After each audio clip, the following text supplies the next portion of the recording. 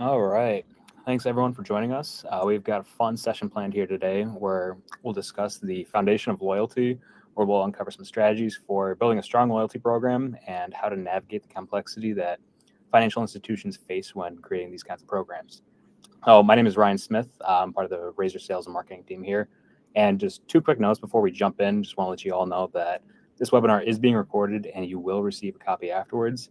And if you have any questions during the session, please drop them in the questions tab and I'll be happy to answer them. Now, I'd like to introduce our two hosts for today, Sarah Cole and Warren Weens. Sarah brings over 25 years of experience in technology and loyalty sectors. At RAZR, she leads the growth, account management, and strategic consulting division, helping financial institutions design and expand rewards programs and strengthen member and customer relationships.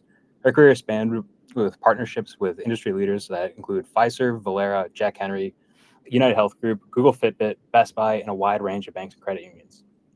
Now, Warren leads our consulting services practice and is the architect of our programs where he designs the framework. With over 15 years of experience in the loyalty industry, he has partnered with some of the world's most recognizable brands in loyalty and rewards. Warren has designed and implemented programs that engage millions of members, bringing deep expertise in creating strategies that deliver measurable impact. Now, to kick things off, we're going to start with a little poll here. All right, we want to run a poll, get some of your thoughts before we actually dive into our content here. So I'm going to read this out. What is your greatest concern with developing an enterprise rewards program? Is it vision, legacy, and innovation? Maybe you're looking at operations and execution, technology, data, and development, possibly financial stewardship. Maybe it's growth, retention, and experience, or possibly all of the above. So if you want to submit your votes, Ryan will tabulate these for us and let us know where we stand.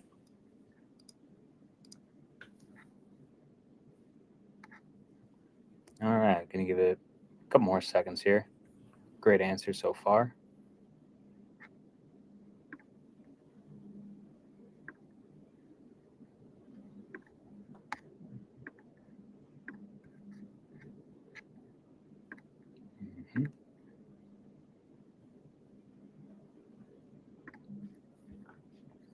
All right. So top one was with the most votes was growth, retention, and experience. Second was vision, legacy, and innovation. Third was technology, data, and development. And fourth was operations and execution. And last was financial stewardship. Great answers. All right. Thank you for that. Let's move to our next slide. I'll hand off to Sarah. Wonderful.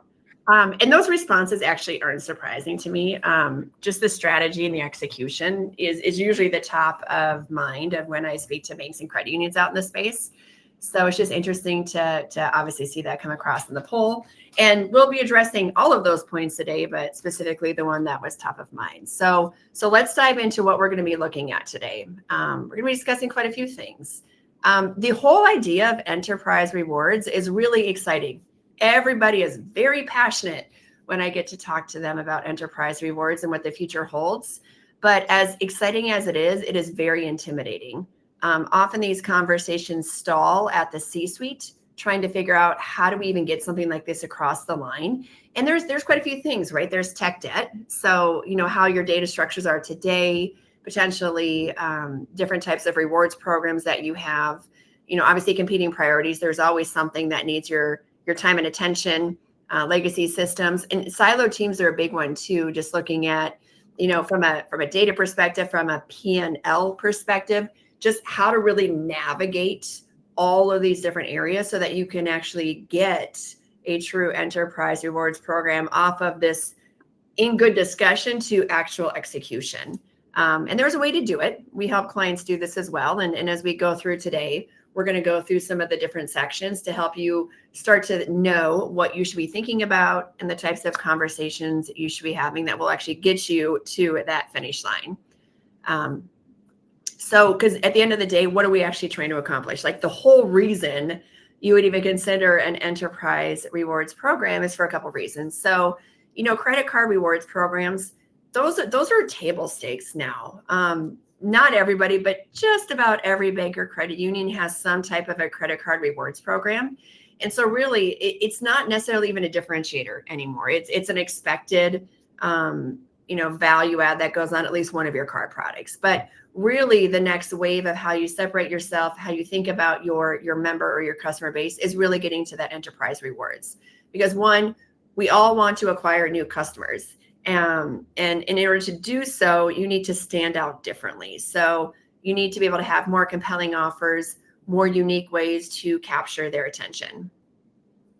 We also need to deepen the relationship. So, depending on who you're arguing with, the whole primary financial institution, the PFI, is that even real anymore? Or are we all just fighting for what piece of the pie that we can get, right? So if we have managed to bring a customer or a member in some way, shape, or form, we want to keep them and deepen their relationship and then have them not go away. We don't want the churn. We want them to feel valued and see what it is that you're doing for them. And so it requires a completely different mindset to shift that. So, in order to move things out of just a singular product focus where this is my mortgage person or this is my credit card person and really drive that cross sell, we need to think about product adoption across the entire portfolio. And that really is shifting that member mindset away from a transactional mindset to one that's relational.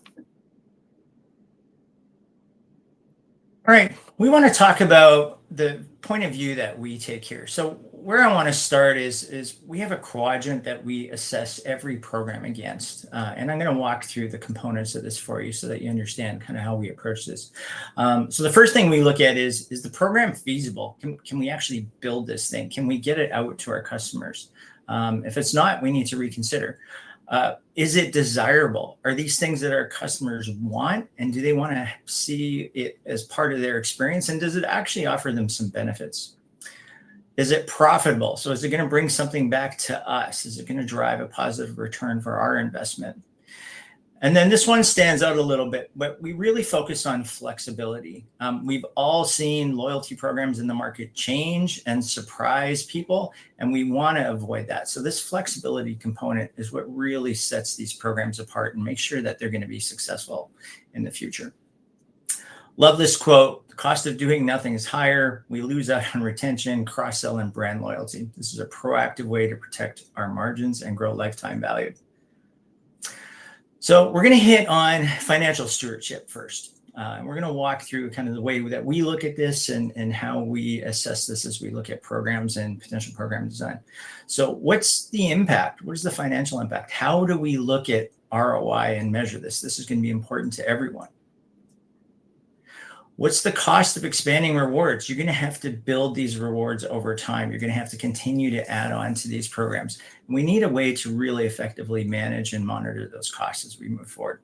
How does this affect your revenue, interchange, fee income, and margin? And then what kind of ROI should you expect? At the end of the day, you're going to be expected to justify these investments. How do we do that? And how do we pull together all the information that's going to help tell that story? So here's our approach. First, we model this carefully. We go really deep into understanding redemption, forecasting, liability. This becomes even more important when we think about enterprise level programs where we're beyond just card spend and we're rewarding for behaviors. They really affect how you look at your financial models. And we tie these all back to the behaviors that are important to your institution. And these are all controllable. And that's why we look at the modeling so deeply, is to make sure that we can understand which levers we pull and which buttons we press. And unlike credit card rewards, which really just scale with spend, enterprise rewards can move all over the place. We can decide to reward one behavior one day. We can decide to reward something completely different the next day. And that's why these models are so important, is it helps us understand where the finances are going to go and how we're making these key investments. And probably more importantly, how we change them along the way. You are going to need to adjust elements. And this is a way to make sure that we're tracking what those costs are so that we can make those adjustments on the fly. And rewards aren't just about points. They're about recognition and motivation. This is where we meet members where they are and give them reasons to stay. Another really good quote. Yeah, and this is a really key area. I mean, obviously, this was the #1 area on the poll that we did, but how do you actually do this, and what's the experience look like? So what we want to look at is, how do you position this? What is it going to do? How can you make it compelling? So it incites them and it gets them excited, but it's also very easy to understand. Those are all very critical things. And then also looking at it, a one size does not fit all. You have a wide variety of members and customers that you serve. So, how can we personalize to the different segments and personas that you're going after? And then also, it's one thing to get them excited in the beginning, but how do you continue to keep them engaged over time? And so some different ways that we address this and that you would need to do within the build of your program is really this: members need to see the value to believe it. And so really where we spend some significant time is in how things are integrated. How is this program integrated into your digital banking? How is it? Are they able to see their progress in campaigns or activities that you want them to do? How are you over communicating the value of what they're getting from that? Now, there's a couple different ways that you can go about doing this. And this is the interesting thing when you get into enterprise, is that not all programs are meant to be the same. This is not a productized approach where you look at it and say, I want A or I want B. Different banks and credit unions are doing different things. So some are going down the path of developing program tiers. Some are showing different promotions. Some we're doing and building in that storytelling about how the longer you're doing these things and the more of it that you're doing, how the engagement will pay off. So there's quite a few factors that come into play through this. And feeding directly into that, this is not just a technology or just a one program that you build that only affects one area of your company. When you're thinking about building these types of programs, it does need to be layered throughout your life cycle messaging, through your marketing automation and your CRM systems, so that all the technology needs to work together for that communication. And then from an admin management perspective, how are you going to manage it from your side so you can track usage, see who's responding, see who's not, so that you can continue to optimize and tweak very specific campaigns for very specific groups of people. And at the base of everything that we do, this is all human-centered design. So we start in the very beginning looking at your personas. Who are the audiences that you currently serve today? Who are your ideal audiences moving forward? And understanding things about them from their goals that will motivate them. How will loyalty impact them? And as we create the paths and the journeys, you're looking at very specific audience groups and how they will interact, because not everybody is the same. Some people are driven by discounts on products. Others are driven by fungibility and they want cash. Others are driven by experiences and other things of that caliber. And all of these people exist within your member and customer base. So that's why starting at the forefront with who your personas are and who your member bases are really critical as you build these programs around them. Now, from a COO perspective, with the right planning and cross-functional alignment, you can deliver an experience that scales, a seamless experience. And I think this is where we get a lot of the heartache, is everybody has these really big ideas of what they want to bring into the market. And there's almost this like timeout from operations and execution of how the heck are we actually going to deliver this thing, right? So you start asking questions like, do the customers actually want this? You start to dive into things around, if you go to the next one here, do we actually need enterprise rewards, right? Do they want it? How are we designing it? Is it going to work and make a difference in what we're doing? And then the big thing is, how are we going to track it, calculate it, apply the rules, work within all the different technologies and executions? And then also looking at the frontline staff, the call center support, your member-facing, your client-facing staff. Can they communicate it? Can they have access to it and be able to have those conversations? And so these are all very critical things. So when you're addressing a plan around how to bring something like this to life, there's definitely rolled phase outs. We don't say jump into the deep end of the pool, right? Roll it out, but you have to be very specific about the operational touch points. You need to bring in or look at technologies that can build right into your digital banking, to your core providers, to your processors, because you need to automate as much of this as possible. The last thing you want to have is a program where you're running Excel spreadsheets in a back room. That will be exhausting to your team, and your operations team is probably going to fight you a little bit on that. So we want to make everything as automated as possible. And then really, in order for this to be successful, again, we need to over communicate. We need it to be front and center in every interaction, and that includes your frontline staff. So there needs to be a really targeted training and communication plan and tools available for them to be able to discuss these programs and this enterprise rewards value to your customers and your members. And really kind of the way that we look at it is just like thinking about it, when you're launching a new product line, it touches everything. So it's important to make sure that you have the right people on board, you have the right change management policies, you're tracking it in the right way. And so there's a couple things that we look at in the beginning of designing these things. And one of them is design guidelines. So sitting down and having conversations across your executive leadership team with stakeholder interviews, sitting down and talking to the frontline staff of what's going to be important to them. And you start to come up with what are the key things that are most important for your financial institution. So as you're designing programs, you're going to have different guidelines that are going to help the creation of those programs. And those will be different for every financial institution. The other thing that we dive into and look at is on the output, what are the desired behaviors? What are the must-haves or the things that we want to make sure are in place? So, quick things on here is, can a member explain how they qualify in one sentence? Is it that easy for them? How do they have access? Are we making sure that we're following WCAG, which is on everybody's mind right now, right? We're doing all the things we need to do to be in compliance. All of these different things. So it's not only what's guiding the development of how you want your program to work, it's what are you driving to that the desired outcome and behaviors must be.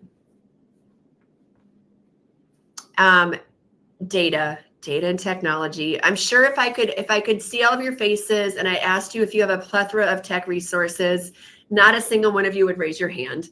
But it's a really critical part. And so we have to be cautious and protect our tech and development teams. And so in order to do though, there's some things that need to happen, right? From a scalability perspective, from making sure, the right things are in place, looking at from a data architect perspective. So the first question you're going to get is, what is the lift to do this? Like, what are my tech resources to build it, integrate it, and maintain it?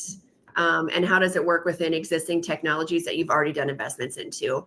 And then it becomes the data sources.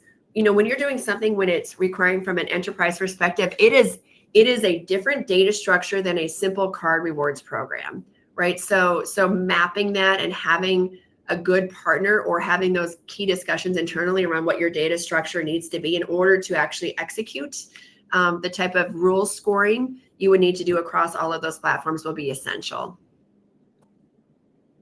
And then, we talk about real-time visibility. This is also important. Just in general with the rewards program, the closer to the actual event that a member or a customer does, that they can receive the value, the better it is, right? So gone are the days where you can wait 30 days or 60 days and give them something, right? So it's really what's the integrations, how can we make it near as real time as possible? And then you will always inevitably have the business case around, do we buy it or do we build it? And you just need to have the knowledge around how to make the best decisions, or even what portions to buy and what portions to build in-house. So the way that we walk clients through and the way that you should be thinking about it is, first and foremost, ideally, all forward-moving conversations should be talking about APIs and API integration. Nightly batch files are still run by many programs across the nation. But again, those are nightly, they're not monthly or quarterly, right? So you want to get nightly or real time within API feeds into where all the data needs to live. So, processors, loan origination, core, all of those things. And again, this is what I mentioned before, but if the data isn't real time, it's really building that cadence of when members can expect or customers can expect to see this going on. And then, we talked about this here, but like the data, right? Again, develop it early, have your data mapping, have your data schema prepared, because that will also feed into all of the economics when the economic model. And so that you can do simulations and everything before you actually put anything into the marketplace, so you can understand the impact. And then again, whether you build internally, whether you have a partner or multiple partners that will help build this together for you, you just have to make sure the architecture is secure and scalable and sustainable. And so, walking through and really thinking about what on the output you want to have, and then having a really solid technology brief around the things that are going to need to happen so that you can make core decisions internally about where you need to invest time and resources will be critical in getting any of these types of programs off the ground. All right. we're going to look at vision, legacy, and innovation next. So we're no longer just looking at some of the things that we've been used to, right? Rates and branches and relying on those traditional things. We need to look at things differently and change what these experiences are like. And to do that, we need to go through a few things. So we need to understand first, what's the strategic value? How does this align with my organization? Is it going to hit our long-term goals? Does it fit our brand? And how will this differentiate us in the market? There are a lot of programs out there, and having the ability to come to the market with something that sets you apart is really important. And then, of course, how is this going to improve your customer lifetime value, which is going to be one of our key goals. So the way that we look at this is thinking about shifting from a transactional mindset to a relationship-driven one. This is where engagement behaviors come in. This is where community partners come in, is really expanding from that spend transaction to something that goes deeper and brings these people into your organization. You're no longer rewarding spend on one product. We can reward on a variety of things, and that might be products, and that might be behaviors, like I had just mentioned. And this type of positioning can make it harder for some of the bigger players to replicate. They have longer time frames sometimes to try and jump in. So for you to be able to focus on, specific behaviors or engaging behaviors could really set you apart. And we do see strong correlation with enterprise rewards programs with customer lifetime value, churn, etc. We do some competitive analysis.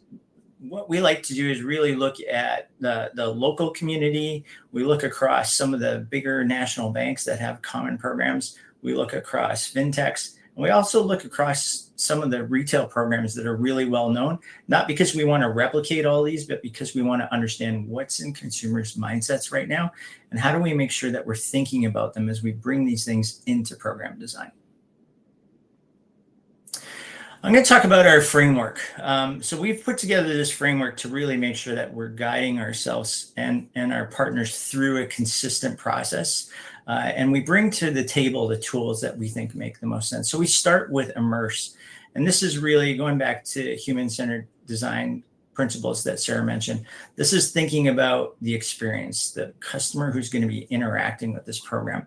And we go through a very deep process here to make sure that we really understand everything that's going on. We hit stakeholder interviews. You just saw a really quick example of a competitor review. We talked about profiles and personas and member journeys. And then we do a lot of research into what's going on, what are some of the trends, and how do we bring all that forward into what we think about for our program design. Now we bring all this into an ideation process. You saw examples of desired behaviors and design guardrails. We run all of this through a workshop. We bring in key stakeholders from across the organization to help us understand what we think we could do moving forward. And the reason we want to do that is we want to take that and test it with real people. So this isn't just coming up with a concept, figuring it out, and then launching it. We're going to go talk to people. We're going to get their feedback. We're going to run through this process to ensure that we're actually meeting their needs while sticking to our financial commitments and making sure that these things are feasible at the same time. And then we get into the develop phase. So this isn't just about a technical component. This is about identifying all the earn opportunities. This is where we get deep into the economic model so that we understand the finances. And we'll put together a full program blueprint and define draft terms and conditions that obviously will come back to your team as well. And then we implement the step probably most of us know about: tech setup. We go through development where it's needed, and launch communications to make sure that everyone understands what's coming and what to expect. All right, it's more than a rewards program. This is really a strategy about engaging people and bringing them into your organization. And everyone needs to be aligned, from IT and finance to marketing. We need to break those silos down, and we need to make sure that everyone is participating to make this real for our members. All right, I'm going to pass it back to you, Ryan. Yeah, thank you guys. Hope you guys found this pretty insightful. Again, if you guys have any questions, please feel free to reach out, and we hope to see you guys at future RAZR webinars. Wonderful. Thank you, everyone. Thank you.